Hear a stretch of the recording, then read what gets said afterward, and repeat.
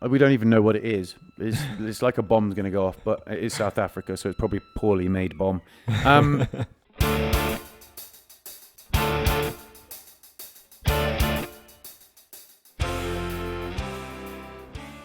Yo, what's good, people? Third episode.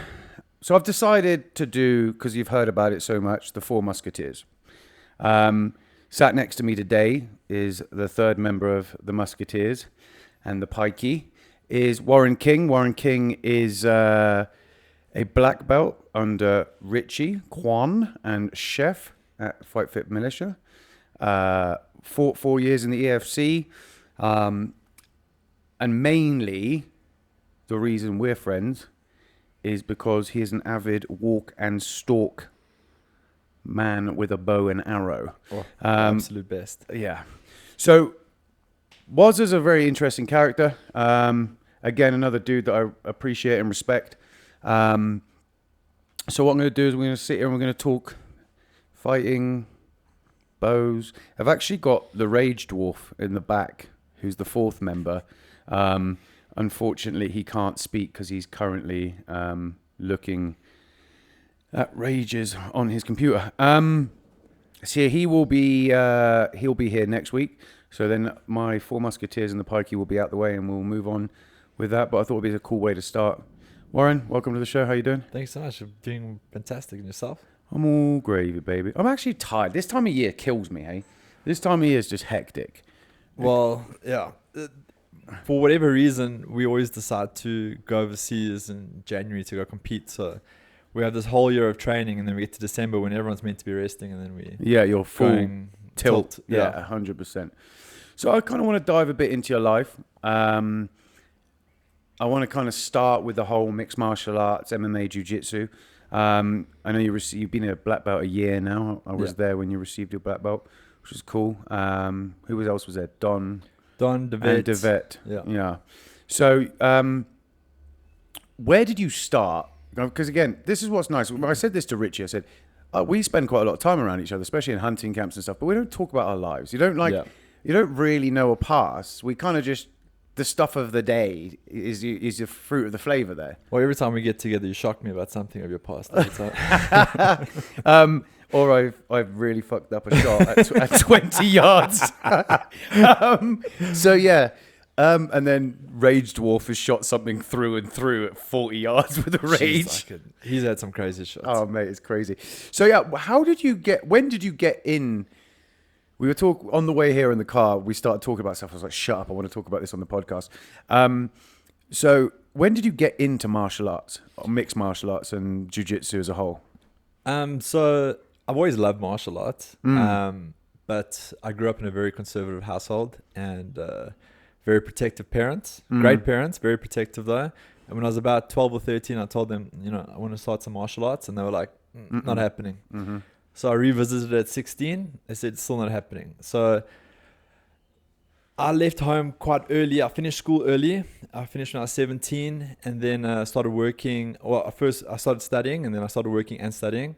And at that stage, I was paying my own rent, paying my own car. So I thought, okay, now it's finally the opportunity to start martial arts. So a friend of mine knew a gym in the south of Johannesburg, the roughest part of Johannesburg. And he said, no, come try it out. So I went there, and it was an MMA gym, and I got absolutely obliterated, and I loved every second of it. And I've just been consistently going back for 14 years. So that's where it all kind of started. But yeah, it's been a wild journey for the 14 years. So you started in the south. Now, was that just MMA, or is it where you started jiu-jitsu as a whole? So it was just an MMA gym, and they had grappling classes, but I always gravitated towards the grappling. I love striking. I love Muay Thai. Been to Thailand, done that whole trip. But I've always gravitated towards grappling. There's the complexity of that, of Brazilian Jiu-Jitsu, wrestling, the stand-up elements like judo and the stand-up wrestling part has always intrigued me. So I started with MMA, and then eventually I sought out a jiu-jitsu gym, and the biggest jiu-jitsu gym in that time was in Bruma at a place called Quantum Tribe. That's where I started my actual jiu-jitsu journey, where I got into the gi, started training like full-on grappling. But then I got this like itch to go and do MMA, and then like so that was like 2009. In 2010, I decided to go have a fight at Fight Force. I won that fight, and then realized after that fight that I actually still love jiu-jitsu more than I like MMA. Continued with the jiu-jitsu path, and just became completely obsessed with like obtaining knowledge, just like pushing myself in these very uncomfortable spaces. And then, it kind of snowballed from there. Because I know you were, as an amateur, you were undefeated in MMA. 100%. Is that where your MMA fighting career started? Were you going back and forwards to both, or did you step away from MMA after that first fight and go do jiu-jitsu for a long while? Yeah, so I stepped away from MMA and I focused just on jiu-jitsu for a while. And to the point where I got so obsessed at one stage, I was doing 2 sessions a day, 6 days a week of just jiu-jitsu as a blue belt, right? So I kind of progressed fairly quickly from white to purple. And then when I got to purple belt, I was competing a lot, and I had this long run of like just of wins in local competition, like FILA national comp, all the regional things. So I kind of went like at purple belts, I went 33-3, I think. And the only people I'd lost to was a Brazilian, a brown belt Brazilian, a black belt in traditional jiu-jitsu, and one of the best grapplers we've had in our generation, Martino da Silva. Those were my only 3 losses. At that stage, there wasn't any professional grappling. There wasn't like submission kings. No, there wasn't. Because you're currently the belt holder in your weight class for submission kings. 100%. Yeah. I'm the 70 kg. You are the 70 kg king. Yes. When are you defending that? March next year? So March, I'm doing the 66 kg title bout against another Brazilian. Okay. Yeah. Cool. So then you moved on with your jiu-jitsu for a bit. When did you step back into the mixed martial arts world and start your amateur fighting career? So once I had that run where there was very little competition left locally, it was like 2014.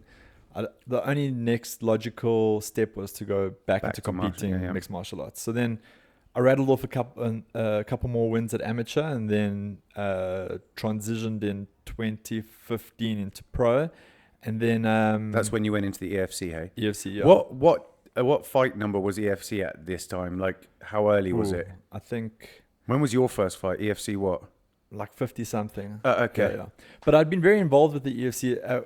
When I got to purple belt, we had a couple of pro fighters at a gym that required like dedicated jiu-jitsu training. So I kind of like took them in, helped them a lot, and then eventually got roped into being a full-time MMA coach at this facility. And I was actually an opposition coach to Richei and Cheff for many years. And there was a rivalry built between Cheff and myself over the years because they were obviously the premier team at the stage, and we were an up-and-coming team that was in the top 3 mix. You know, it was like it was FFM who was miles ahead of everybody. And then CRT and World of Warriors where I coached. Okay. So you and Cheff didn't get along originally? No. It actually... But you good news is you haven't got a dent in your forehead like most of the people. I avoided that. At one stage you wanted to, but I mean... the one time in one of the title fights, I was cornering a Scottish guy called Danny Henry. He eventually went on to the UFC. And Cheff and Rich were cornering Igor Cabeza, and it was a title fight. And we got to the corners, and you know, there's the whole like TV rigmarole, like the build-up and the announcements, and Chef's just staring me down from the other side of the cage, just swearing at me, calling me a traitor, just calling me like the worst things ever. And I was like, yes, this guy's crazy. Like, I mean, he is. He's the heavyweight champion, and he's crazy. He wants to literally murder me. And Chef doesn't make many friends. So there were a lot of people that like ran up to me afterwards. Oh, please lay a complaint. Get this guy banned from the spot. I was like, no, this is between Chef and myself. We'll deal with it, right? Fast forward a couple of years, and now we're like tightest of homies. I mean, Chef's a fucking genius. And you work with them to... And when you get to know him and you understand his mentality, you understand why that kind of played out the way it did. No, 100%. Yeah. So I knew Rich and Cheff for a long time, but... So how many fights did you have in EFC? I had 6 fights in total in MMA, and so I'd say half of them were in the UFC. And then I also fought at Fight Force and Rise of the Warrior at Empress Palace. And then when did you move across to Fight Fit?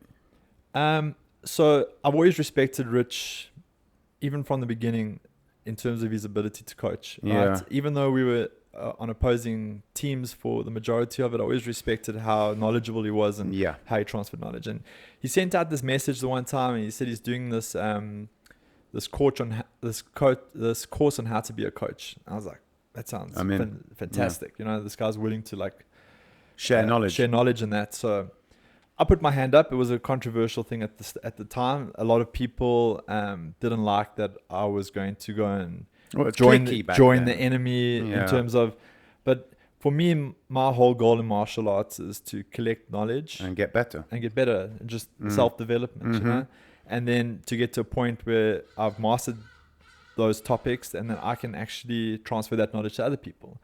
And when one of the best in the country puts his hands up and goes, I'm willing to teach you guys. And he says, I'm willing to teach you for free as well. Whoop. You're going to jump on it. So I jumped on it. And it was awkward at first because obviously Cheff was around. People don't forget. But in true Rich fashion, he was super chilled about it. And after like the first 2 or 3 sessions, I was completely bought into the system. And I basically did the transition over to Rich. I was still... so you were a purple belt at this stage still? I was a brown belt already at this stage. You've got to your brown? Yeah. Okay, cool. I was a brown belt for like 7 years. Yeah. So I got to Rich about 2 years into being a brown belt. No, actually 4 years into being a brown belt. And I was still actually competing in MMA at the time. Okay. It was my last MMA fight, and I joined Rich already, but I didn't fight out of his team. So I got that last win via submission, which was the goal, and then I called it a day on the MMA, and basically just went full deep into the jiu-jitsu with Rich, and have never looked back since. So was Don already with Rich when you joined up? Yeah, I think Don had been with Rich for about 2 or 3 years. When I joined Don, he was just about to sign for the UFC at that stage. Yeah. So the biggest attraction as well, you know, like I think you get 2 different types of people when it comes to martial arts. You get the guys that they'll go to a martial arts gym and get absolutely smoked, and they're like, this is not for me. I'm not staying here. I'm going to go to somewhere with easier rounds. And there's other guys who'll go into a gym and get smoked, and you'll be like, okay, how do I beat him? This is obviously where I need to be. This is where the most challenging roles are. And because I mean, you and Don are very close. I mean, you've been one 100%. Of his main training sparring partners in jiu-jitsu for rolling partners for a long time. Yeah. When Don was living in Joburg, we drilled a lot together, sparred a lot together. I even he's just done a 72-hour fast. Water fast, yeah. He's fucked in the head. No, he's crazy. Let me tell you. I mean, you've been on a hunt with Don. He's not right. He is legitimately crazy, and that's what makes him so good at his trade, right? Yeah. I even at one stage put gloves back on to help him spar for some of his UFC fights, and that was a terrible idea. I used to leave there like just pissing blood out of my face. But Don and myself have got some crazy stories from like when we were overseas together and stuff in America. So now where you are is you're obviously a black belt. Yeah. And Mr. Quan and Cheff, teaching you're not teaching full time, but you teach a lot at it's now Quan Vessels. Thank you. Not Fight Fit. I always call it Fight Fit. I'm so used to Fight Fit that it's not Quan Vessels anymore. It's like we still call it Fight Fit a lot of the time. I think it's the guys that were around in that era. It's difficult to shake. Well, because I'm with everyone like Marty, Carl, you. Like it's just Fight Fit is how I know it. So obviously you and Rage Dwarf are going off to Euros in January, hey? Yeah, so we off to the European Championships for Brazilian Jiu-Jitsu in January. You, Mouse, Rourke, who else is going? Fritz is going. Oh yeah, Fritz is going, yeah. Yeah, then we've also got Mark Silos is going. Guy Lazarus is going. Mark's the purple belt, hey? Yes. Yes, okay. And then Taffy, he's lives in the UK, but he trains with us. Yeah. And then one of my best mates, John, he lives in Amsterdam. But cool. We started Jiu-Jitsu together, 14 years ago. I'm hoping to do well out there. For sure. You know, like when I got my black belt, when I started Jiu-Jitsu, I'd always see these black belts competing. And I was like, I can't wait till I'm a black belt to compete against these guys. And then I got my black belt in November. And what people don't realize is when you compete at black belt, a person that's been a black belt for 1 month and a person that's been a black belt for 25 years, it's the same division. Same division. Same division. Black belt's black doesn't belt. matter. Yeah. Doesn't matter if you're third, second. It doesn't make a difference. So I tell a couple of people now I want to go compete at Euros in 1.5 months' time after getting my black belt. They're like, "You're crazy. You mad? You're mad. Yeah. You're crazy." So So you'll be going up against like third dan belt, black belt guys who've been going 30, 40 years. There's one guy registered in my division that's a 4th degree black belt. He's been a black belt longer than I've done jiu-jitsu. So what's the belt after black? Coral. Coral. That's after 4th. Yeah, it's a black and red coral. Then it goes to just a white and red coral, and then a full red belt. But the like I think it's the year that you have to start so early to get there.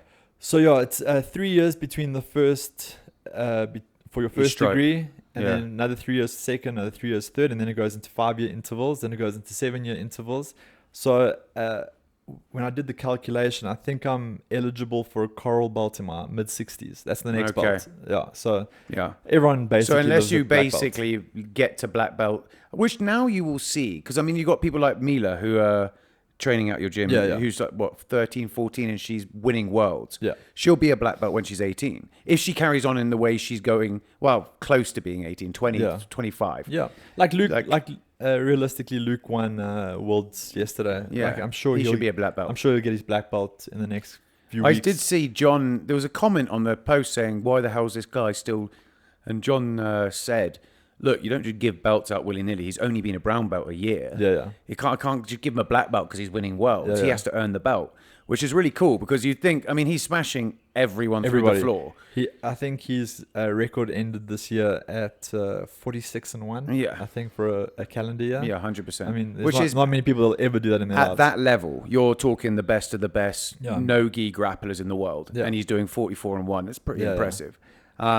He's a savage, mate. No, he's crazy. But like Luke has been doing jiu-jitsu for I think about 17 or 18 years. Because his dad's a black belt as well, isn't he? Yeah. Lloyd's a black belt, and Luke's been doing jiu-jitsu for a very long time. But obviously, a lot of that time was when he was an adolescent. Yeah. And the discipline isn't obviously always as strong growing up. And I think the older he got, the more disciplined he got, the more focused he became. And he had an unwavering desire to be a world champion. You know, and he did whatever he had to do. No, 100%. And people always see these guys go overseas and they see, see this guy's living the life. He does must jiu-jitsu be every nice. day. Must be blah, nice. blah. But the guys, these guys are living in a hostel. They got barely no money. Yeah, 100%. Right? It's like they're living off sponsorships, basically. It's not glamorous by any means, but it's the type of sacrifices you have to do.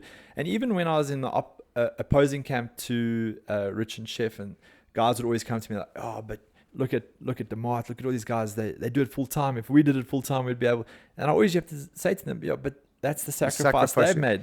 They can't afford to go buy a house right now. They can't afford to go buy a car right now, but they sacrifice those luxuries in life to be able to be a full-time fighter. Me and Rich were talking about this on the first podcast. We were saying I think there's a certain breed of anyone that's successful. You know, I said to Rich, I moved here with 20,000 rand and a bag of clothes and stayed on my best mate's kid's bed. Yeah. Like I didn't come here with anything. 100%. You got to put graft in. Yeah. And it's like anything in life. Like all three of us will know more than anything. You want to go out and get an animal with a bow on foot in this country, you better be fucking prepared to put some goddamn work in to get to a black belt.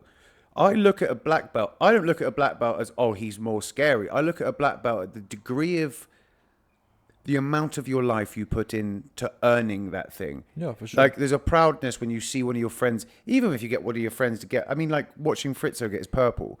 Like it's really cool to see because everyone sees a belt as like, he's the next level of hardness. I see it as, fuck me, the amount of work you put in. And especially out of Quan. Like, do you know what I mean? It's not easy. I mean, there's a lot of guys out there in the world that from my understanding, I don't know enough about it, but from my understanding, they're professional fighters and all of a sudden they're a brown belt in 3 years. And it's like, what? Yeah. Do you know what I mean? Granted, they're with some of the best grapplers in the world and they are good, but I think your ability, your grappling ability on the mat is one element to it. But I think there's so many facets to being the next level of belt.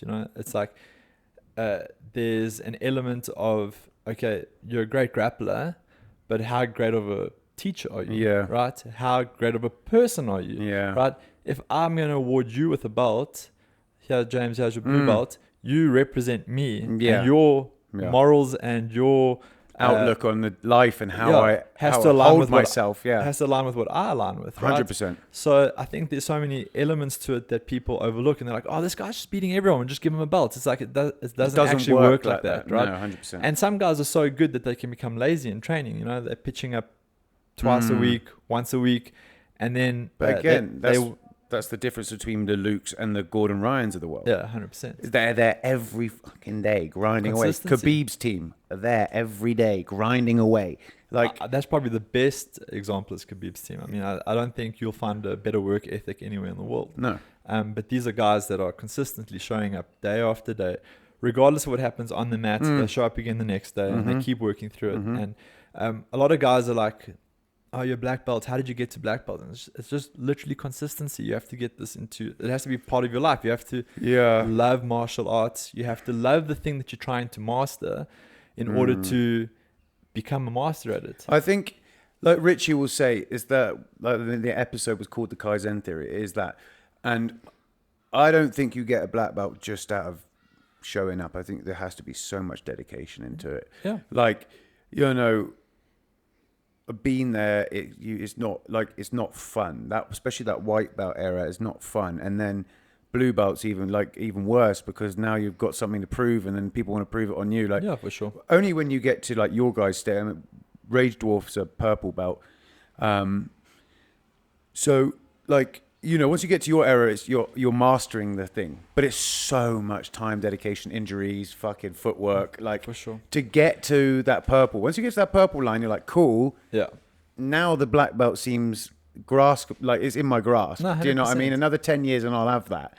So there's two things maybe I want to touch on there. It's, one, when you're trying to become a master, right? A lot, like you say, you can't just pitch up and become a black belt. Like any of the top level guys that you find in our gym, they pitch up to training. They're respectful. They do whatever they're told to do. They then leave training. They either go do their strength and conditioning or their complementary work to their jiu-jitsu. And then everyone's always gaining more knowledge. Everyone's researching, watching instructionals, watching footage, and 100%. Then bringing it back to the mat. And then if we have questions, we ask Rich, because Rich is the most knowledgeable person on the mat. And even he won't know all the answers, but he's at a level of maturity where he'll go, I don't know this answer, but I'll endeavor to get the information for us and bring it back. No, 100%. Yeah. And I think this is a good kind of put in to moving over to our bow world. Like, it's very much like Richie said it, and I never really thought of it because I'm not a martial artist, but for me, it makes sense. Like he said, it's the closest thing you can have shooting a bow to practicing a martial art. For sure. Because like we were saying, like if you don't put the work in, it's all very well. I said to Rich, I said, like, you can take a really good archer, like a world-class target archer, put him in the bush, he's fucked. He's done. For sure. He's done. So the amount of turning up it takes to become, and this is where we came very close. I knew you before because of Rich and stuff and the gun world and stuff, but, where we got closer is through the bow hunting. And I know what's funny is the other two musketeers don't really, they keep their gear. They don't want to change. They're not interested in talking about anything. They're just, Dexter's changed from 4-fletch to 3-fletch in the entire time I've known him. Yeah. That's all he's done. Yeah. And he shoots a fixed blade every now and then. Me, you, and Rourke are fucking nightmares. I think you and Rourke are far worse than me, though. I at least kept. Looking at Rourke, he's smiling. I kept a bow for at least 2 years, though. Yeah, but look, I don't think you've kept a bow for more than 2 months. I've lost bows.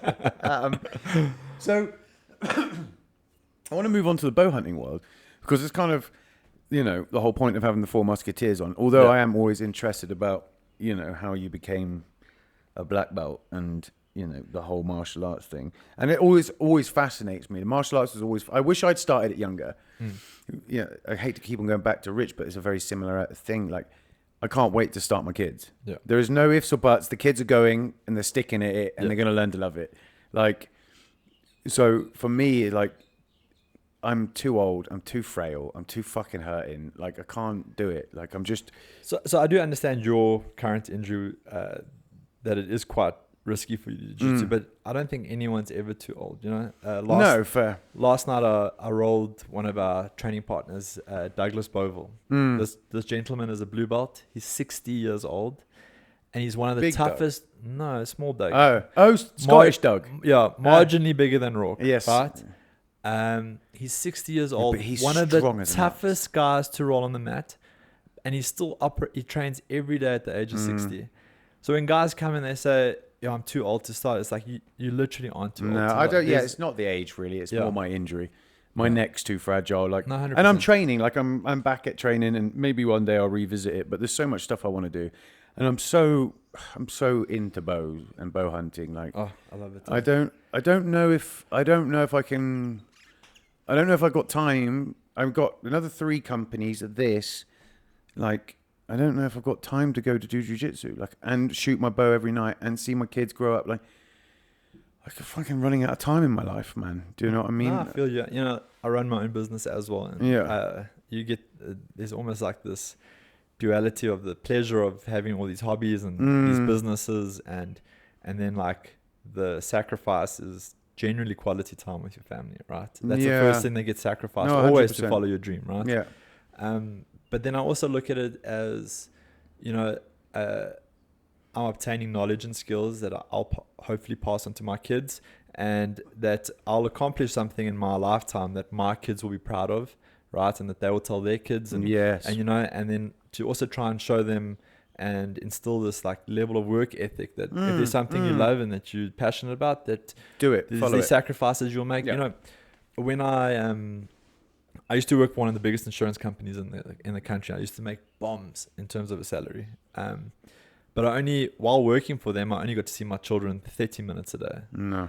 So eventually I came home to my wife and I was like, listen, I need to change something. I can't let my kids grow up with me only seeing them 30 minutes a day. I'll have the money to... Doesn't mean anything. I have the money to make their lives fantastic, but at the same time, I won't know them really.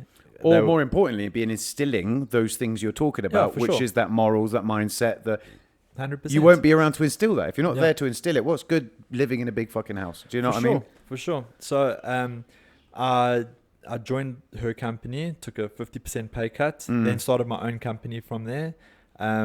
And even today, I still don't earn the same amount of money I earned 10 years ago. Yeah, 100%. But I have a much better quality of life. I see my kids 5-6 hours a day.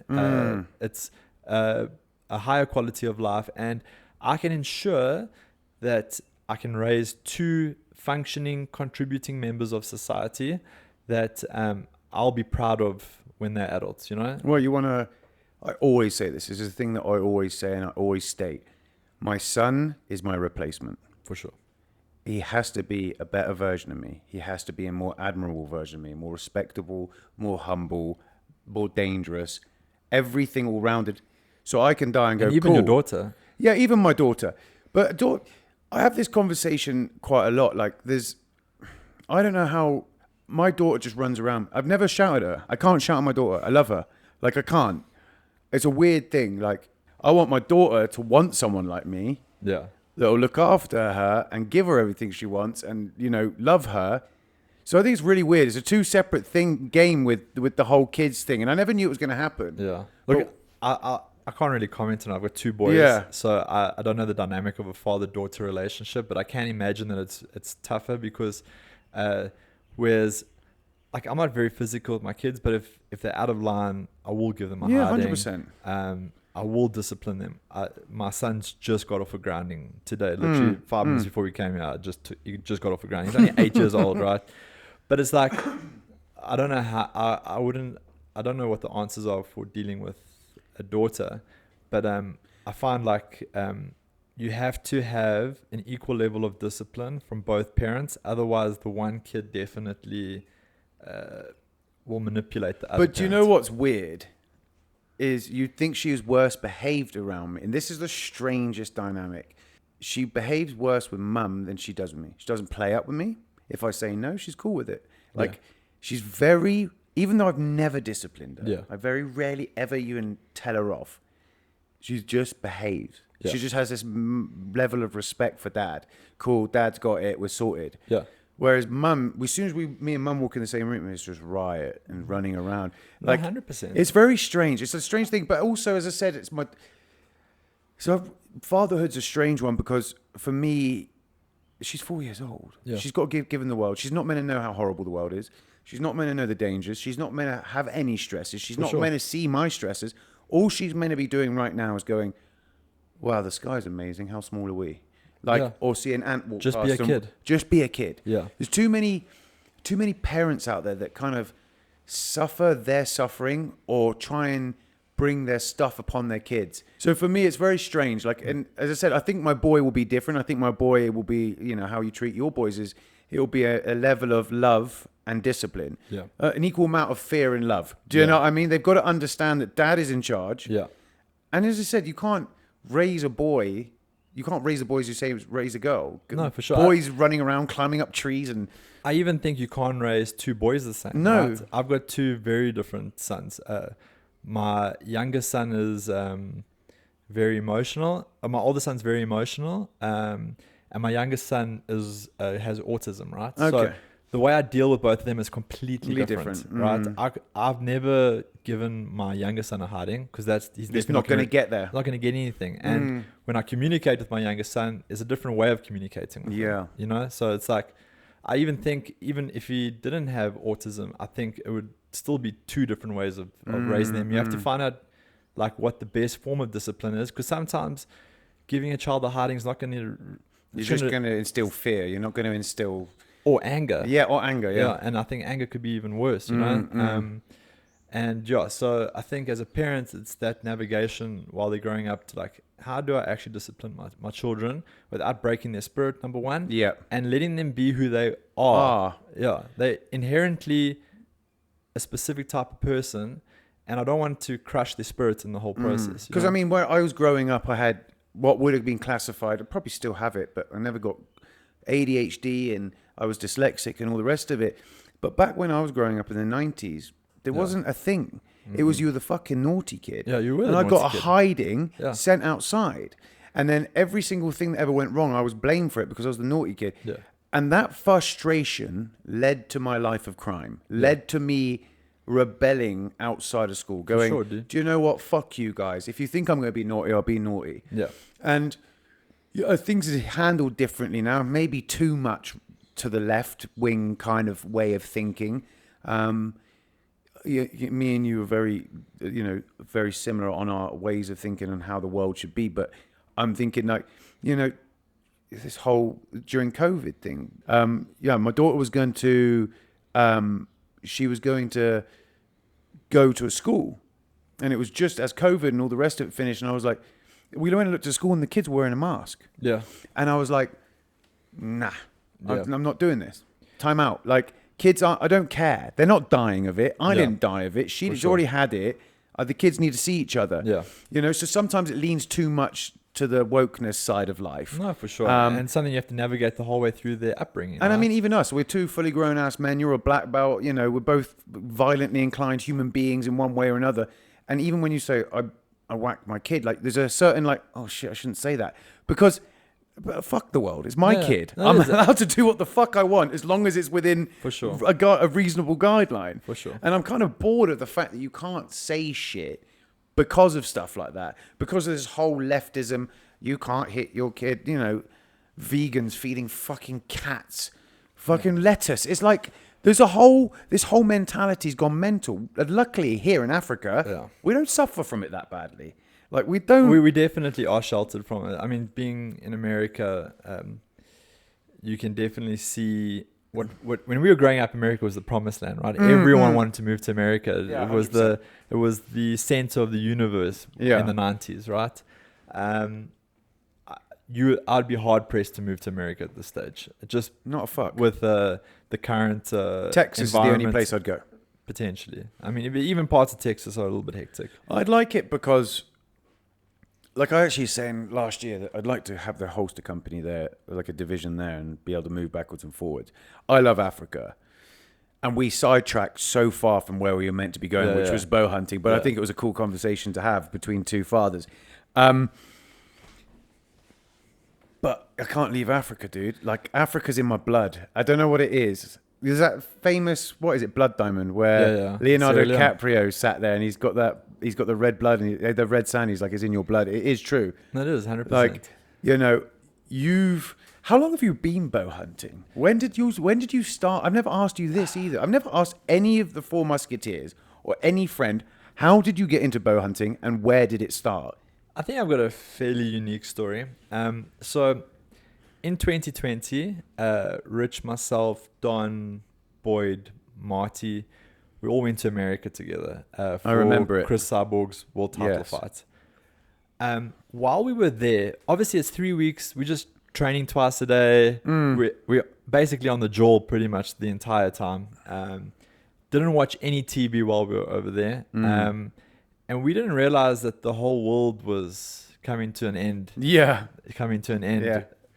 Rooted in Asia, right? Yeah. So they left. I was still there for another 2 days. I think Don was also there for another day. And while I was there, Kobe Bryant died. And I was like down the road from where he died. And that felt like the whole world was ending because Kobe Bryant died like right where we were. No, well, if you're in LA, Kobe is the whole world dying. 100%. So like I was still like caught up in this whole Kobe Bryant thing. And then I got to LAX to fly back to South Africa. And I got to the counter. And this lady behind the counter was hysterical. And all she's saying, they don't have masks for us. We're all going to die. And I was like, I just don't understand what's going on. And like, so I try and ask someone, they relax. But you know, Americans aren't the friendliest at times. So I get back to South Africa and my wife's like, no, there's like people dying in the bus loads in Asia and all that. I was like, geez, like it. So I don't think of anything of it. Fast forward a few weeks, lockdown gets installed. So my brother says to me, listen, it's the last day we can go out before lockdown. I want to go to Magnum Archery. I want to go get a new bow. Because your brother hunts a lot, hey? Probably more than anyone I've ever heard of. Apart from Doc. Yeah. So he takes me to Magnum Archery. And, you know, I knew a little bit about bow hunting through Cam Haines being on Joe Rogan and that. And I showed a little bit of interest. And my brother, the person he is, he like took in a little bit of interest. And he dropped me off. I think lockdown hit at like 6. I get this ring at the bell. I was staying at my in-laws' house for the 3-week lockdown period. I get this ring at the bell. It's my brother. He's like, come open.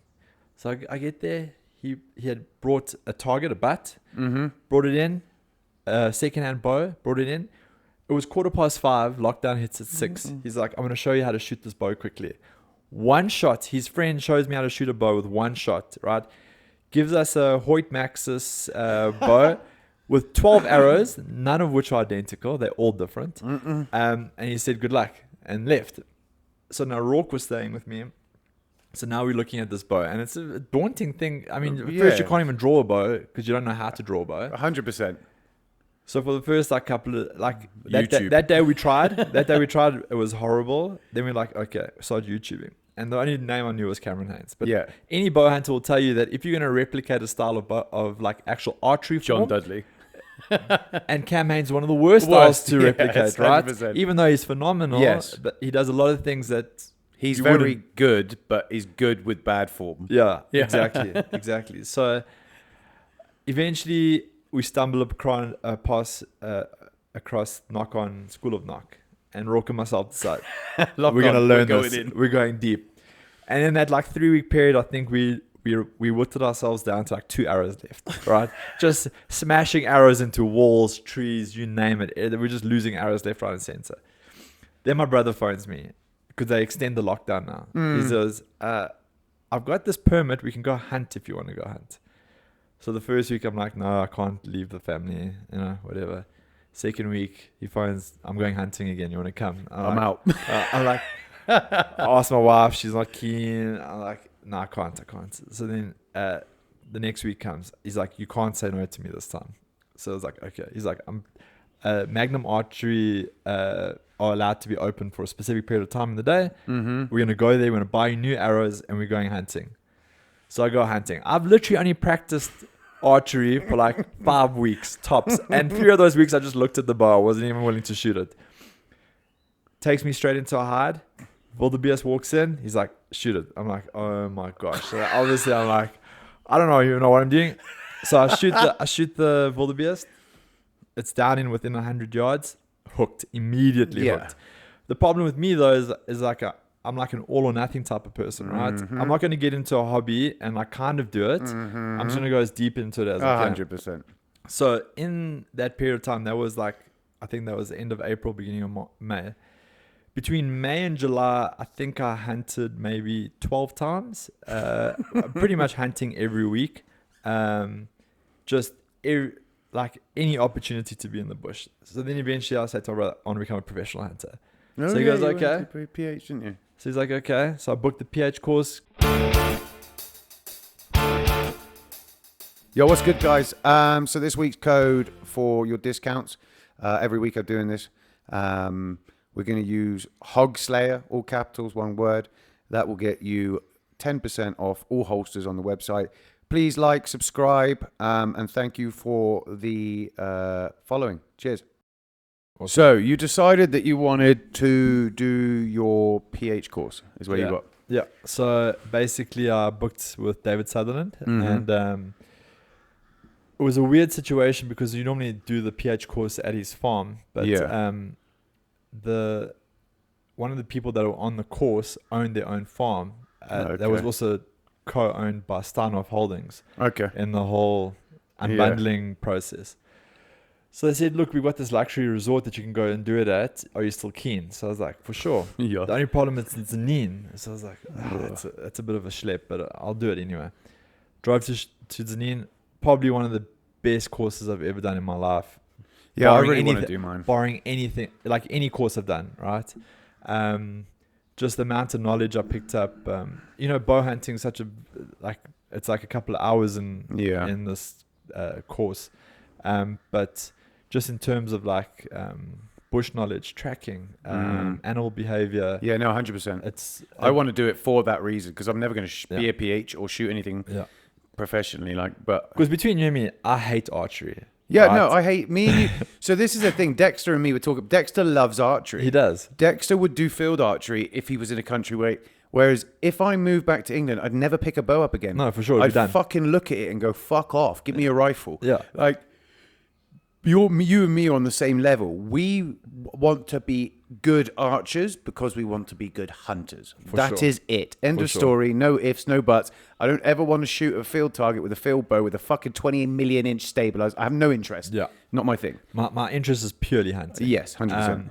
But with that said, you still get sucked down this rabbit hole of just archery equipment and having the best setup you can. But I suppose you're putting yourself on the best foot for. There's an air ride siren going off in the background. Yeah, I can hear that.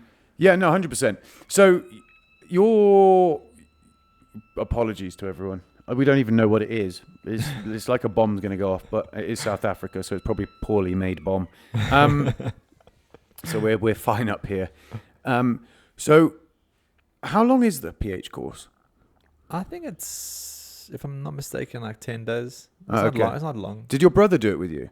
No, my brother is amazing, right? But he's not the most diligent student when it comes to that. Like he wants to go and just do stuff. Yeah, he doesn't want to have to do the admin that is associated with, especially with bows. Yeah, bows have, like with me and Dexter were saying, there's the guys who don't. I said I don't care, and it actually bothered me that I said that. What I meant, they were saying there's two different guys with bows. There's the guys who I don't care, and that's not correct. It's the guys that don't have the knowledge. And then there's guys like us, like want to make arrows and want to make sure they're fine. I love making arrows. It's a very, I stopped for a long time and still don't right now make my own. I make them, but I make them at the archery shop just because my ADHD kicks in. If I'm at home, I don't, like my phone's going, I've got this to do, I've got that to take care of, blah, blah, blah, blah. And back then when I was making arrows, my lighty was a baby.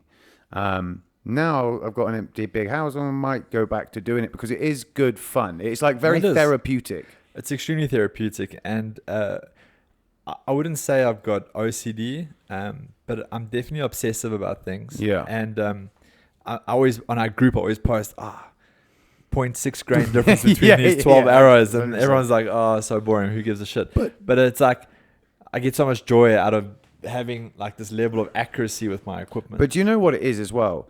is I find with archery, the confidence level is key, hey? Yeah. Like, I've had times where I've had to change bow really quickly because I lost a bow or my bow blew up. Fell off the back of your bucky. Or like, or I don't know where that cure went. I was so, for anyone that doesn't know the story, basically, I was going on a hunt on the Tuesday. On the Friday, I was having a few tuning issues. Dex wasn't around, so I was like, right, I'm going to go up to Dudlick. I'm going to have a little play with this. I'm going to figure this out. And then I'll go home, run the boat all weekend, and go off to the bush.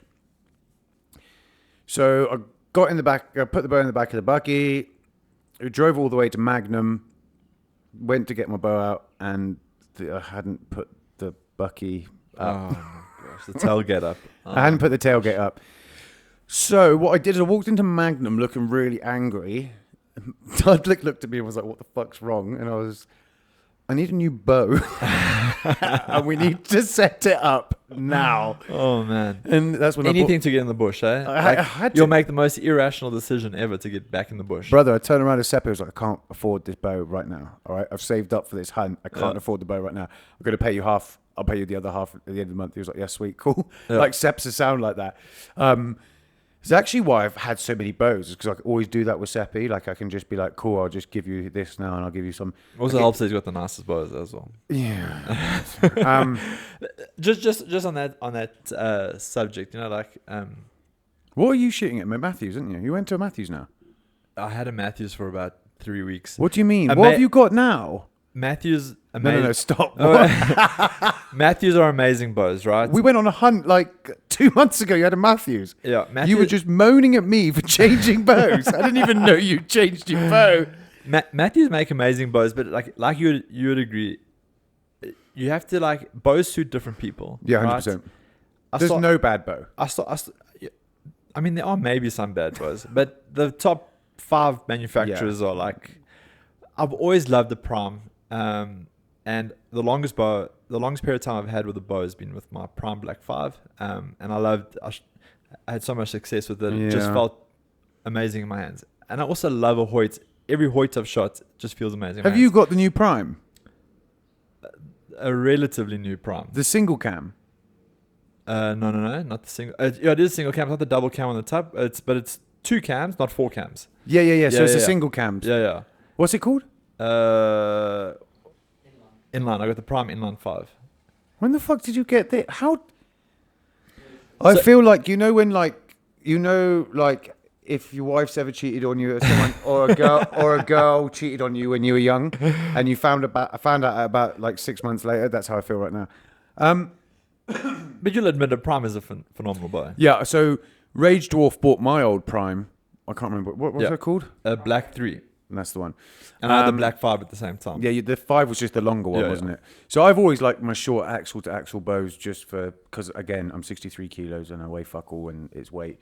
But again, there's a trade-off. Longer axle bows will be more accurate, blah, blah, blah.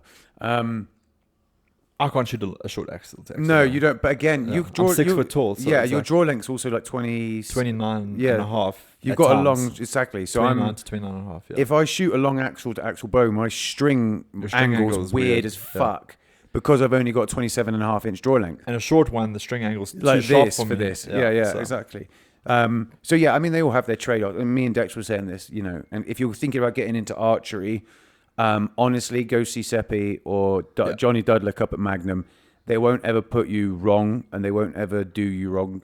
Or ring me, or you'll be able to find Warren or Rourke or Dex if you want advice for archery. Because everything I say is for me, and everything you say is for you. There's no rights and wrongs in archery, unfortunately. Everything's a give and a take. And I know a lot of people are going to want to get in, probably thinking about getting a bow. I know Chris was just saying, we just had a piss break, and Chris was just saying, fuck, I need to get a bow. You know, it's a thing that, I don't know, if you're that way inclined, like I've always been an outdoorsy guy, but like you said, the first time you shot that wildebeest, you were hooked. Yeah, done. For me, it wasn't even shooting the animal that was hooked.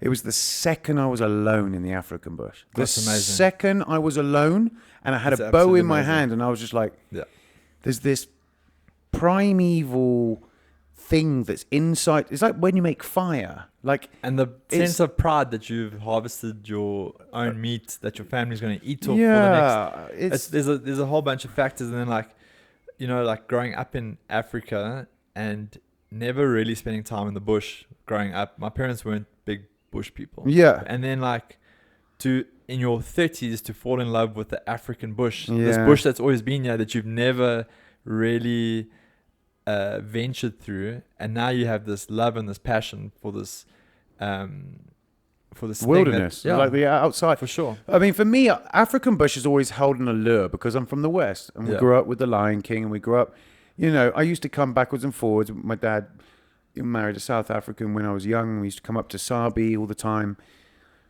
I've always been fascinated with it. Yeah. But to be alone in it and No, all that of a is sudden, crazy. I like the idea. This is a bit of a weird way of thinking, but I like the idea that, let's say I get hit by a puff adder and I die in the middle of the road. The kudu that was going to cross the road in 15 minutes is going to cross that road in 15 minutes. Nothing, you are irrelevant. Yeah, for sure. Completely irrelevant to anything that's ever, nothing changes.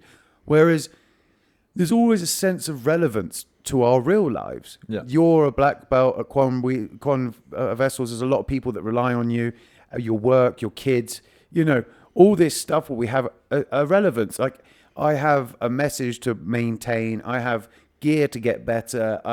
You know, if I drop off the face of the planet tomorrow, Southwest Holsters doesn't progress. Yeah, for People sure. don't get better stuff, you know. So I hold a certain relevance, although not that important. There's a relevance to me.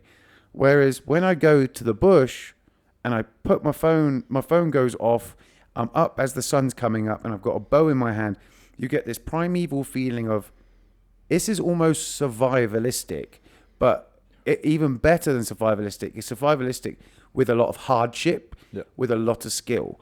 Like, you know, just picking a bow up. Someone Well, came to you've my... entered that ecosystem now. Yeah. Right? In your ecosystem, there's a lot of relevance of who you are and Yeah. what you give to the community. Yeah. When you enter that ecosystem, it is extremely primal. Yeah. Right? Everyone is somewhere on that food chain. Yeah. Hunting the net. You know, like the antelope are grazing and going forward, and then you got the predators that are coming in, and then you enter into that ecosystem. Now there's a new element to that ecosystem. It is 100%. extremely primal. And I mean, like, we'll talk some bush stories and stuff. I mean, like, for instance, I never thought about death or getting hurt in the bush. Never. I don't know why. Weirdly, because I'm from England, there's nothing in the wild that kills us. Yeah, for sure. Like, there's nothing No that's going to predators. hurt us. Yeah. Literally nothing. So, and I remember I was really new to it, and I made friends with this farmer, and I was just allowed to do my thing. And I was up first light. The farmer didn't know where I was, nothing. I was gone. Yeah. And there was a bunch of wildebeest in the back, 100 yards, and there was this pile of wood, like the whole way down to probably a 40-yard shot.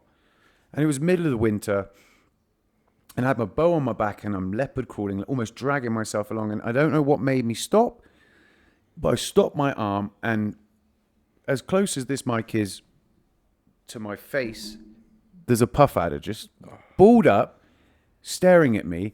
And it was almost beautiful. It was a weird thing because my head, I didn't panic. I'm not really scared of snakes. Like, snakes don't bother me. I had snakes my whole life and stuff, but I understood the nature part of it. There was this beam of sunshine coming through the trees, and there was a little round patch of sunshine, and this thing was just sat in it. Yeah. And I don't know what made me stop, because I didn't see him. My arm stopped, and I looked down. Like, my subconscious gone, oi, dickhead, pay attention. Yeah. And I looked down, and this thing is sat, you know, that far from my face. And I'm just looked at it, and I paused, and I know that he's like, I don't want to hurt you. Yeah. I'm cool. I'm warming up here. It was a black mamba would be a different story. Even in the cold, though, mambas won't. And again, mambas go for movement. You know, a lot of I've come in contact and seen mambas in the bush. If you don't move and you don't cause any aggro, they're not going to fuck you up. You see a mamba's chasing stuff a lot. So mambas actually have a really bad eyesight, from what I understand of snakes, and will chase movement. They're reactionary to movement, whereas a puff adder knows exactly where you are. He knew how close I was, but he also knew that I wasn't I must have been moving in a way that was so quick that he was scared. Yeah. I was moving in a slow manner, so he was like, he's going to get to me and stop. And I think that's the thing with nature is a lot of people disregard it or don't understand it.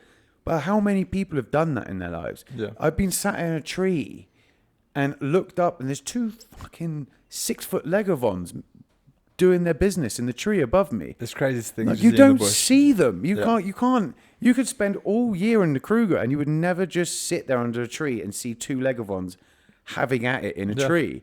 And from me to that light, 5 foot away. And we've all been there. Every hunter experiences that. For sure. And I've had I was having a conversation with a vegan not long ago, and we were talking about it. And I can understand if you don't want to kill animals and cool and all the rest of it, like fair, that's fine. Yeah. But what you don't understand for me is I'm never going to be a vegetarian because I like meat. Yeah. Therefore, my thinking on it would be, I'd much rather kill my own meat. An animal, because I've been to slaughterhouses, I've been there, I've watched it. It's not nice. I don't like it. Like, it's not something I enjoy. And I'd much rather go kill the impala that's behind you, that's probably 6, 7 years, 4 years old or whatever, and has had a wild life. Yeah, it has I think that's where people become disconnected. They're like, oh, you go and you harvest these animals that are living their best life in the bush. But that ecosystem, they will get hunted at some stage, right? And often when those animals are hunted, only a portion of that animal is eaten by that hunted. And it's going to be a horrible death. Yeah, it's going to be. I don't want to get into details of how a leopard will kill its prey. Start eating it by the time it's dead. Yeah. Or hyenas or any of them. So it's not like humans have already disturbed their ecosystem. Yes. We've pushed them into a much smaller space. We've taken over these big cities, and the Kruger National Park over the years has got smaller and smaller as we've developed land. So now you've pushed all these animals into the small space. Now that has to be managed now.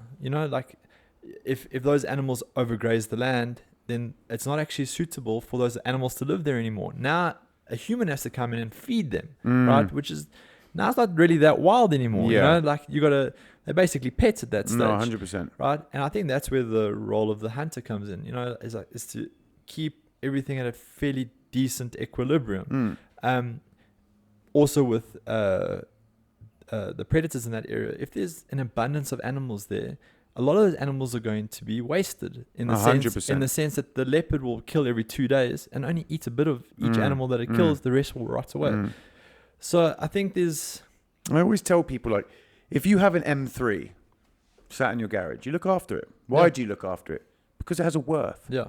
There's parts of Africa where there is no wild game. Yeah. None. Zero. Fuck all. Because there's no worth. Yeah. The head of game in certain places in Africa are nil. The locals will just use it as food until there is nothing left. It is not it's not conservationally hunted or even looked at. It's looked at as a point of, that's free food, we're poor. Yeah. Which I also understand. Yeah. Like, you can't blame them. I mean, poaching, it's like this whole conversation with poaching. There's 2 different types of poachers. You have guys who poach rhinos. Organized crime. Shoot them all. Multi-million dollar Shoot industry. them all. I have no interest sure. in them. Shoot them all.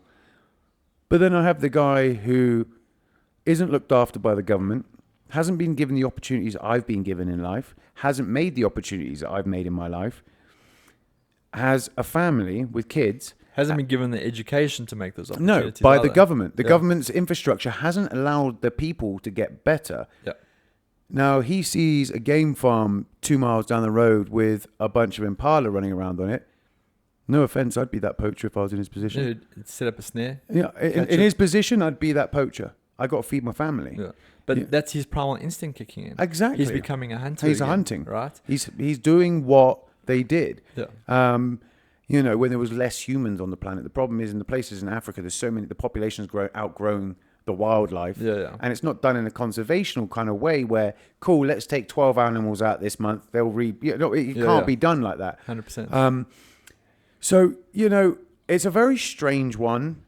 But the thing is, if you're that way inclined, if you eat meat, you're prepared to do some work, and you want to have something that you're proud of, there's nothing better than bow hunting. For sure. And the stories we've got and the stuff we've done, I mean, you and Rourke are pig slayers, all right? Because I struggle with pigs, all right? Me and pigs are not good friends. It's got a bit of a voodoo on that one. Fucking Nems and Big Impala at the moment. Big Impala at the moment just seem to see my arrow coming, do a cartwheel and jog on. I don't know how, but they do. And it's at 20 yards.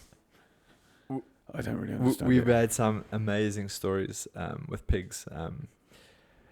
The one hunt we decide we're going to go out pretty deep into Tabazimbi, a 5-hour drive into Tabazimbi. And a good friend of ours gives us these edibles to have on the trip. So I arrive a day early with my brother, and we're gonna have a relaxed evening, hunting tomorrow. We don't want to get crazy. So I have a cookie, he has a cookie. Eventually, like 45 minutes later, he comes to me. He's like, this is rubbish. Nothing. This isn't working. This is like dud. Yeah. So I was like, okay, let's have a cupcake. We got cupcakes and cookies, right? Edibles. So I start eating the cupcake, and while I'm eating the cupcake, I feel the cookie drop. Oh and shit! I fucked up. And immediately you're like, oh, I have completely fucked this one up. So I finished the cupcake. My brother, within 1 hour, retires back to the room, right? I mean, he's a biggish guy, and it literally put him 6 love out. I woke up in the middle of the night, throwing up, like my stomach was wrecked. It was so unpleasant. I was lying naked on the floor at like 1 o'clock in the morning, feeling terrible. So these oaks arrived the next day. I'm like, you have to have the edibles. They're amazing. So we hunt that day. We get there. I'm like, no, you guys have to have the edibles now. So they also start cookie. Or in the day? Oh, no, in the evening. Okay. They've already hunted the whole day. Okay. And now they You're a fucking cunt. So they eat a cookie, and then like kind of getting high, and then they did the cupcake as well. Or under my instruction, they did a cupcake. Okay. We did it on the spot, so no, you must have 2 because it's not gonna work. You're a dick. So See how he tried to play that down? No, I gave him 1 cookie, and then they decided, no, Warren went, eat 2, they don't do really work. It was at the same time I had a biscuit and a cup. So they crash and burn quickly, right? Rourke doesn't know what's going on. His mate is passed out by the fire, but we've got like a 5 o'clock wake up to go and hunt, right? So eventually he gets to bed, 5 o'clock or 6 o'clock in the morning. I was probably like 5:30 in the morning. I come knocking on his door. I'm like, we need to go. He's pale, like white as a sheet. He's like, just leave me behind. I'm like, there's no fucking way I'm leaving you behind, bro. So we all get onto the truck, and we're off. And they drop us off in the middle of the bush, walk and stalk. Now this oak is still high. He hasn't come down from the high, right? He is still, and his mate, the other guy that was high, is our third partner in this walk and stalk. And now we're walking through the bush. And now they're making crazy accusations. They're like, oh, I saw this animal and I saw this animal. I'm like, you didn't see any Did of you it. see that fucking striped unicorn? But anyway, we get down to like this riverbed, and we're walking along the riverbed, and then his mate's like, oh, there's an opening here. Let's go through this opening. So we look through the opening, and I see, there's some warthog in the middle of this like dried up like water, riverbed. And we start like stalking closer. Rourke hits me. He's like, hey, there's a warthog right next to us. So I like draw, poof, hit the first warthog. I'm like, shit, that's amazing. I'm like, Rourke, the other ones didn't move. Your turn. Within 1.5 minutes of each other, we'd each shot a warthog, right? Now we had to retrieve the warthog. But 2 of the 3 people are still high as a kite, right? And the retrieval of these 2 animals took approximately 5 hours to get these animals back. Midway through trying to retrieve the animals, Rourke and I started walking, stalking 2 other warthogs in the middle of the water. If you're listening, guys, and you don't know that a warthog is the most skittish prick alive in the bush. All right, you can't shoot one and then not the rest for the next 10 kilometers jog on. So what these guys pulled off is a fucking small miracle. While two of the guys were completely high.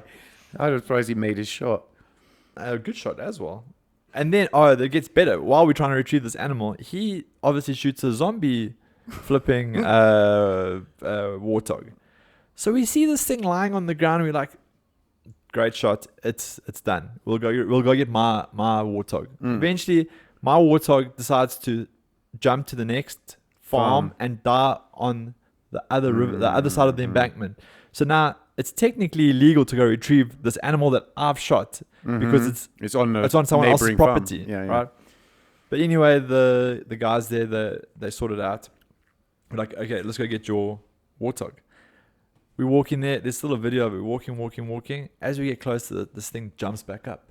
Huh? So it's like we say to Rourke, you need to put another one into it. So he lets an arrow off, and it ricochets off its head into the bush. Gone. I can't exactly tell you the rest of the story, but it was horrific how this thing ended. That might have been the best series of hunting I've ever been, because I don't think I've laughed so much in my entire life, where I was actually like curled up on the floor crying at what was going on. And what's your favorite animal? What's your favorite animal you've shot to date? What's your most like, for me, is my kudu, and not just because it's one of the biggest, but because of the stalk I put on it and how the sun was coming down and a thunderstorm rolled in behind me. Like, were you at Vilnick when I shot my big kudu? I think you were. You shot it right at the end of the Sunday, right? Yeah, you were there, weren't you? It was when we took Rich on his first hunt. Yes, you were out with Don. Yes. Yes. Yeah. So what's your most memorable? Funny enough, my most memorable hunting moments, I didn't actually get anything. Yeah, it's always the way. Rourke and myself, we were hunting in the Free State, and we had put some amazing stalks on some really difficult animals to hunt. Yeah. And got really close, but never really got the opportunity to let one off. But it was honestly the best 8 hours. Yeah. Some of the best 8 hours of my entire life. Yeah. Right. Didn't hunt, didn't get anything, but it was just amazing to be in that situation. And I think just the technical walk and stalk ability of that day, we really put in some really calculated walk and stalks, and we did our best to try and get an animal. Yeah, me and Dex were saying this. Sometimes it's the actual. I had a day where I drew back on a massive kudu, drew back on a massive waterbuck, drew back on loads of stuff, and it was just a cool day. Yeah. You know those days that just play out, that's so nasty. But then you have the days we don't talk about, which you walk for 4 or 5 days solid. You don't see a fucking animal. You're getting in the car to leave, and they're by the gate. I've had stupid shit. I think the last 2 hunts I've been on with you, I haven't shot anything, but they've been amazing weekends. Did you not shoot anything last time we were out? Rich did. Rich was the. Did he? Oh yeah, he shot that wildebeest. Wildebeest, yeah. Yeah, because I got that iron will. I found it the other day. He shot the wildebeest. That was it. It was only him and Rich. Dex didn't get anything, and I didn't that weekend get was amazing. We spent the entire it was a weekend fucking in the bush. lacquer weekend. I was so sick as a dog, but it was lacquer. Yeah. I mean, you had flipping tuberculosis or something. Mate, I was out walking with but the day you guys came, I woke up that night with a fever, of note, and I was just, Dex comes in, he goes, going out, I was like, yeah, 100%, and I walked, and I remember just sitting down. Every time you came close to me, I took 2 steps back. I definitely don't want to get this plague. It was horrendous. But again, if that was the real world, I would have just stayed in bed. Yeah, for sure. And been miserable. But yeah, not just me, but I got up and I went for a walk in the African bush, with a horrendous fever. But it was because I want to go there. That's how much my love and passion to want to be in that place. No, for sure. And Quibus is sound. That farm. I'm not going to mention the farm, but that farm, if they had, I'm not mentioning it for 2 reasons. Secret farm. No, not really. It's not that. It's just they haven't got really enough game. They took too much game out. I introduced you to that farm, right? When you went there the year before, you said it was nuts. It was madness, right? It was literally dodge. You're trying to They took 200 Impala out of the fucking place. Yeah, it was once again. It was over. It wasn't that ecosystem wasn't Managing. well managed, right? So now you've got way too many antelope on the farm. They're overgrazing. So now the problem for that farm was they had to bring food on, and they had to continuously feed the animals, 100%. Right? Then sometimes these farms mismanage it, and they they try and get more leopard into the environment so that that ecosystem can kind of like manage itself, and then the leopard overmanage the system. Yeah, or it's such it's just, look, anything that's not natural, even a natural ecosystem, takes hundreds of years for sure. to level out to the right amount of game, to predators, etc. But now you add us into there. Humans keep fucking it up. Well, no, exactly. We're going to fuck everything up because you'll get a guy going with a rifle and shoot 50 animals, and then you'll get 4 of us going a weekend and shoot 2 animals. Yeah. Like, so, it's one of those things where it's hard to manage an ecosystem. No, I can imagine. I mean, anyone that's ever had a fish tank, think about managing that fucker. Yeah. All right. Now you times that by 1 million because you've got the birds, the bees, the fucking antelope, the trees, the whole ecosystem has to work together. And then the money pit of trying to 100%. manage the ecosystem. Now you have to try and make this a viable business that can either be at a bare minimum just sustainable. Yes. Right. So now you have to bring these Certain foreign amount of people onto your land to come and hunt these animals for money. So I don't envy farm owners. I think it's a very difficult position to be Can't in. remember who told me not long ago, but game fence is $1 million a kilometer at the moment. No, it's madness. Well, That's fucking insane. So now how it works to get certain permits. So like we bow hunters, right? Yeah. So any farm that allows bow hunting needs a special exemption because Yes. bow hunting is technically legal in South Africa Yeah. without a specific exemption. Permit, yeah. That same exemption permit is allows you to hunt day and night, Mm-hmm. and that same exemption permit has a requirement of like a 21 strand or 23 strand fence. Yes. So that's so that like animals like eland don't jump your fence, and that you can actually contain the animals in that property. So I mean, But I mean, you think R1 million. I mean, and the farm that we were just at is relatively small in size of 500 hectares on the front side, right? But how big is that perimeter fence? It's gonna be 100 kilometers. Well, It's got it has to be a minimum of 25 kilometers, right? A minimum. Well, I mean, it goes all the way up into the mountain. The other side of the mountain comes back over. Yeah. It's 25. It's gonna be getting on for 75, 100, $1 million fucking kilometer. You work that, and that's a small farm. Yeah, Some of the ones we go up onto Tamazimbi, Vilnick. I mean, fucking. Yeah. So, like, you guys, and everyone's like frowns on it. Me and Dex touched on it. I don't think sitting in a hide is any different to sitting in a tree stand over a rub and an acorn. I don't think it's any different. The only difference is your animal's wild and you figured out where it goes.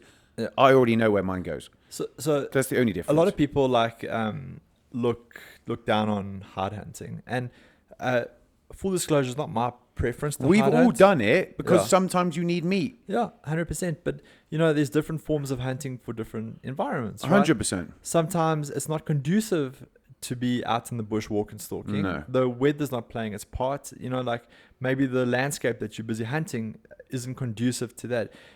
If you also don't know the land, it's very difficult to walk and stalk a land that you don't know. And figure out where the animals are going and where they're coming in and blah, blah, blah. But I agree with you. Ambush hunting, so creating your own blind in the bush or finding a spot in the bush to wait for animals to come in, is no different to hide hunting, right? The only difference is that You have to find the spot rather than the spot already being there. there's a level of knowledge that's required for the ambush hunting, right? Like, I mean, if you want to hunt a bushbuck, right, you can sit in 9 million hides. You're never going to shoot a bushbuck out of a hide, right? A very rare situation. They're just not going to come in. Yeah. They have no interest But in if you- the environment.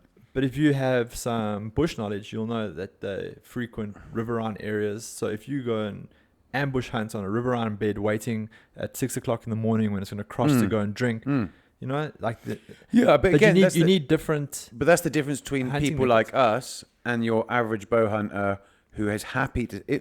In fact, doesn't want to walk. Yeah. Just wants to sit in a hide. And again, sustainment. Me, you, and Rourke wouldn't keep one farm alive if we hunted every week of every month for a year. For sure. We wouldn't pay the bills. Yeah. Because we're just not that good. The animal wins 9 out of 10 times. For sure. They have spent centuries honing skills to make sure a leopard that is far more successful than me doesn't kill it. Yeah. And the leopard still loses fucking 7 out of 10. Yeah, for sure. You know what I mean? We lose 9.5 out of 10. Everyone always thinks yeah, everyone has this perception back home that I just walk in, zoop, zoop, and it's like, no, man. Like I've hunted so much and never seen anything. But again, it's not a disappointment to me. If you look at my Instagram posts, it's like it's another weekend in the African bush. Yeah. Like it just makes me love the place more. And I think like the difficulty of bow hunting is actually what attracts me specifically to bow hunting over rifle hunting. You know, it's like the squeeze is just so hectic for just a little bit of juice. But when you get that juice and everything plays out, there is not a better feeling in the world, because also it's not you. This is the thing. You can stalk, and we've all done it in this room. We can stalk up to an animal, get it 120 yards, put the perfect shot. But if Mother Nature 32 seconds ago decided to change the wind direction, all that shit is out. The variables for the perfect shot has to be, it is uncalculable. Like that, how you shoot that thing. I think about it a lot. I think about it when I shoot something. I'm like, I wonder if you were a really good quantum physicist and mathematician, if you could work out the variables and the odds of you actually being able to walk an animal, which is wild, and hit it. Like, it's unfathomably calculable, and it's nothing. Well, how many times have you been in the bush? You put the stalk on like a herd of impala. It's taken you 2, maybe 3 hours to get within a shootable range, maybe 60 yards, 50 yards, 40 yards, 30 yards, right? And then, like you say, the wind just changes at the wrong time, right? And now now you upwind, right? And it takes 10 seconds. And that's it. That whole herd's gone. Now you've got another 3 to 4 hours ahead of you to try and get back onto this. Find something else or do something else. Like, and you don't realize you only have 8 to 9 hours in the bush every day. Half your day has just been lost by one change of wind. I think I can count on one hand how many times I was at full draw at a blessed buck, and I remember it so well.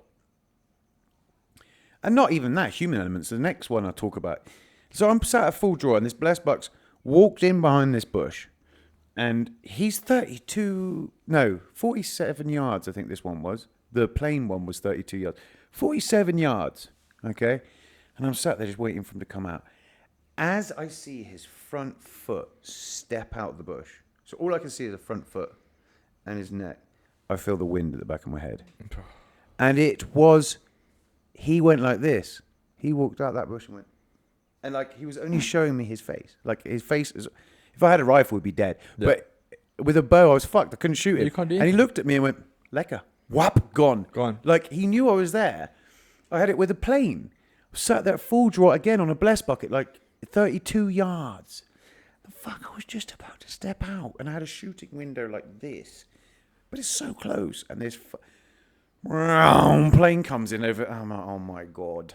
Well, this last hunt we did together, I'd covered about 8 kilometers, and you know, the place we hunt, it's very steep, right? It's up the side of a mountain, right? Now I get to like within 50 yards of this herd of impala, and I'm thinking, okay, we're getting, I can get a decent shot in from here, but I just want to get that last 10 yards, you know? I just want to like get just 10 more yards. 40 yards, I can make that shot, no problem. Get to 40 yards, draw, and I'd left the radio volume on. And as I'm at full draw, I just hear workers on the radio radioing in something that had happened on the farm. And this herd of impala, 8 kilometers, hours of going up a mountain. Is that when you left camp and went down the riverbed where I told you to go that time? Yeah, so I went basically down to where Dex was. Right? Yes, and then I went back up the mountain, and then towards where he shot the wildebeest from. That a little bit sooner than that. Yeah. So I've been on that same hill. I've been 40 yards from Impala, but I can't move because it's all rock. Yeah, I've got a video of me standing there going, "There's an." And the last time we were there was like Rice Krispies as well. Yeah, I was like, "There's Impala," zooming through the bushes. Like, I went, I can't move. Like there's nothing I can do. Difficult. There's nothing you can do. Yeah. You know, so, you know, what annoys me is I hear a lot of the misconceptions of South Africa from the Americans and the Yanks in the podcast. And it's kind of like, it isn't all that. It isn't what everyone's... And, you know, again, it's not their fault. Cam Haynes come here and put one of the best walk and stalk bow hunters on the face of the goddamn planet why didn't you just open the gate and say, have fun? Like, why would you put him in a hide? Yeah, for sure. Like, it was the dumbest move For any sure. farmer could have ever made. If I own a farm, Cam Haynes turns up, I go, here's the keys to paradise. Fucking go have a play. Here's a radio. Give me a holler if you get anything. Like, for sure. And you don't even need to do that. He'll just fucking walk it down to the farm. It's an Impala. I mean, he carries elk out the bush. I think what's also key to note, people that listen to the podcast, we keep talking about going to farms and doing this thing, and a lot of people go, it's canned hunting or whatever. We don't have public land to hunt in South Africa. No. The Kruger National Park is the only public land. There's a couple of other national parks. Heavily protected by helicopters, guards, to make sure people don't kill stuff. Heavily protected. Secondly, any sort of management on that is done by staff of the Kruger National Park or contractors. This is the other thing. A lot of people think, the Kruger Park's completely wild. The Kruger Park is so small now that they have to manage the ecosystem as well. You know, they're doing it all over the world. Everyone who's a non-hunter thinks that we're all evil. Yeah. Okay, we go kill these innocent animals. That's not the case. What you don't know is in California, all right, the police department go kill mountain lions. Yeah. In Kruger National Park, the Kruger National Park go cull impala. And granted, leopards, lion. Yes. You want to name all of them? Everything. Yeah. Everything. You know, they'll even remove adult male rhino that have been around too long because they're inbreeding. So they'll take them out and put them somewhere else. You know, it's one of those things whereby we're doing it the hardest way it is humanly possible to take an animal. For sure. And that animal gets used. For sure. 100%. They get hung on my wall. Every single one is a memory. I know that impala, that's actually one of 2 animals that I shot with a rifle in my life. That was my ex-father-in-law trying to make friends with me. So for me, like, I hold a certain respect for animals. This is what people don't understand. They think, and again, the problem is the majority of hunting videos you see are very Americanized. And I understand it's a culture and it's the way they are, and I've got nothing against it, absolutely nothing against it. For me, it's not. I've never felt like that when I kill an animal. Yeah. You know, I feel very respectful. I thank fucking lucky stars that we can go out and bow hunt, and I live in South Africa. And everyone says to me, will you ever leave South Africa? And I go, never. I will never leave this country. And the only reason is I want to be bow hunting till the day I die. Yeah. Even when I can only hunt in a hide because I'm old, I will hunt out of a hide. We look at Doc. I mean, he's still operating. Doc's a fucking animal. I want to have Doc on here, and I just don't. Me and Dex, you haven't listened to Dex one fully yet. Me and Dex were talking about it. I'm like, Doc's stories. Like, I just want story time with Doc. I don't really want to do an interview. So when I got into bow hunting, I hadn't done the PH course yet, and I just had this thirst for knowledge. Like, I'd obviously gone down the archery route and gained all this knowledge regarding archery and like bow setups and arrow setups, but I lacked a deep understanding of bush knowledge. Mm-hmm. And Doc obviously has these phenomenal books where he's written about his decades in the bush. There's very few people that have spent more time on foot on the African continent. Yeah. So I got his one book, and it was just about bushcraft. Yes. And I literally made notes, and and then I transcribed these notes onto my cell phone, and I take these notes into the bush, and before the day of hunting starts, I'd read through these notes. Okay, this is how I'm going to walk in the bush. Yeah. I'm going to keep, like, what side of the sun I'm going to walk on. But you know what's great with Doc? Yeah. Doc doesn't do any of that. Doc is the most invisible human being. I don't know what. Like, I've heard that before. It's like he's invisible. I'm not fucking lying here. Dex will say the same thing. Doc is invisible. He does not creep. He does not crawl. He just stands upright and fucking walks. And there's a thing to it. Me and Doc were talking about it. There's a thing, I believe, animals react differently to him because they think he's just walking through the fucking bush. I can understand that. I've heard this from a lot of like very good hunters, like if you can mimic the movement of another animal. Just walking. Just walk. Yeah. Or even us, at 100 yards, Impala, if they see us and they see us moving, they'll sometimes just sit there and watch you because they're like, he's not a fucking threat. Yeah. Unless it's a rifle farm and then... No, for sure. Gone. But I think there's a cadence to how animals walk, and I think there's 100%. A posture that the animals have. 100%. I think like the closer that you can mimic or get to that, the easier that it's going to be to get up and close to these animals. So we're gonna start wrapping this up. We've been going a long old time. But yeah, are we going hunting? We're meant to be going hunting in December, aren't we, guys? we are meant to be. I don't know if it's happening or not. I'm done. Rourke's doing this. Yeah, If you ask Rich, we are going. I'm Rich keeps on saying, we're going. I haven't heard one thing, but it's because he's got this deploy concepts, Fine X, and I know he sat there just like. We leave for Paris in like 5 weeks, so whatever happens, it has to be within the 5 weeks, and for like a day or two, because obviously we're going. Well, we know where we can go. Yeah, I can just ring my pal, yeah, Quibus, and say, "Yo, what up? We're coming." Right, cool. Warren, it's been a pleasure having you on. Thank you for your time, mate, because I know time is important to you. So I do appreciate it, my friend. Absolute pleasure. Thank you for having me. Much love. Thank you. Cheers, guys. Thank you very much. Sweet.